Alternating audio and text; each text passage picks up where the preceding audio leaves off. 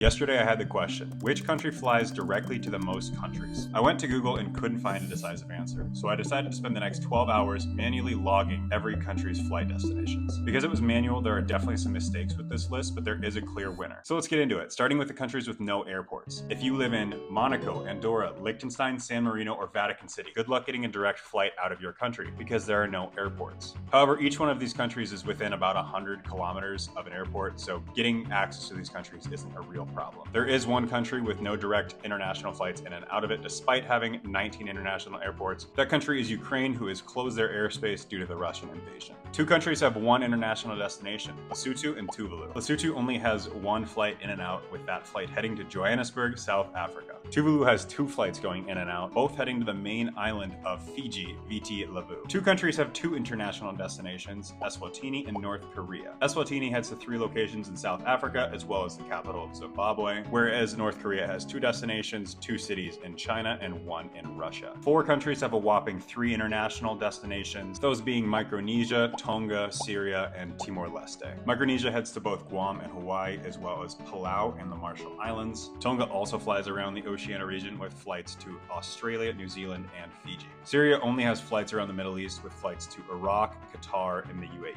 Timor-Leste has a couple flights directly to Australia, as well as Singapore and Indonesia. Only one country has exactly 4 flight destinations. That country is Vanuatu, who heads around the Oceania region, with stops in Australia, New Zealand, Fiji, and the Solomon Islands. The last country today is what some call the North Korea of Africa, Eritrea. Eritrea flies to Egypt and Sudan in Africa, as well as Saudi Arabia, the UAE, and Turkey in Asia. I collected all this information using a website called Flight Connections, which is the maps you're seeing on screen, as well as with Wikipedia, which seems to have some extra destinations sprinkled in there. Comment below which country you think will have the most international destinations. I'll see you in the next part.